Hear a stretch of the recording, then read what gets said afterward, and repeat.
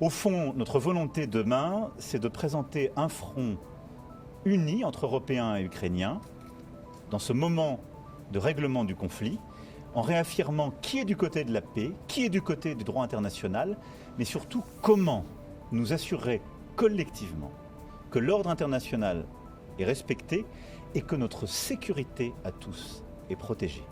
Parce qu'il en va de la sécurité des Européens et de la France. Parce qu'on sait à quoi on sera confronté le jour d'après, si on reste dans la même situation.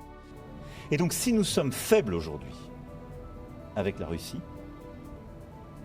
nous préparerons les conflits de demain et ils toucheront les Ukrainiens. Et ne nous trompons pas, ils peuvent aussi nous toucher au moment même où notre pays continue d'être de manière régulière attaqué sur le plan cyber, sur le plan de l'information ou dans des espaces contestés du maritime au spatial. Donc pas de faiblesse. Nous les avons beaucoup aidés, mais c'est eux qui se sont battus.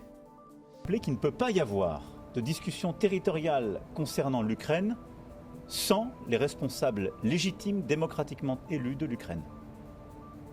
Pas de discussion sur l'Ukraine sans les Ukrainiens. Mais de la même manière, pas de discussion sur la sécurité des Européens sans eux. Eh bien, on a besoin d'avoir un format crédible dans l'Ukraine. Premier point. Ensuite, un pays peut tout à fait, dans le cadre d'un armistice, d'un cessez-le-feu, d'un traité de paix, reconnaître des territoires qu'il aurait perdus, qui sont gelés. Il ne reconnaît pas qu'ils sont sous notre souveraineté, mais il reconnaît qu'il les a militairement perdus. Ça, c'est pas non conforme au droit international, mais c'est une très grosse concession. Et comme je vous l'ai dit, il ne m'appartient pas de la faire. Par contre, aucun pays, après 3 ans et demi d'un tel conflit, tant de vies humaines sacrifiées, ne peut accepter des pertes territoriales, même de fait, s'il n'a pas la garantie qu'il sera protégé sur le reste de son territoire. C'est nous de dire, et c'est pour ça que ce n'est pas la masse qui compte, c'est la signature stratégique. Comment on met ce qu'on appelle des forces de réassurance. C'est-à-dire tout accord qui reposerait sur l'absence d'une armée ukrainienne, sur la réduction d'une armée ukrainienne, serait un accord insincère, voué à ne pas être respecté. Parce que ces accords ont déjà existé par le passé. Et que, y compris quand la Russie a signé elle-même des accords de non-agression à l'égard de l'Ukraine, ce qu'elle a fait en 1994 avec l'accord de Budapest, elle ne les a pas respectés. De quelques alliés qui disent notre destin est lié, ce qu'on a pu connaître par le passé.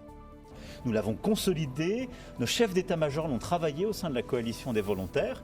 Plusieurs États sont prêts à le faire, de la formation à la logistique jusqu'à la présence dans des zones non chaudes, c'est-à-dire pas sur la ligne de front, pas dans des territoires contestés, mais d'avoir une présence de forces alliées aux côtés de l'Ukraine.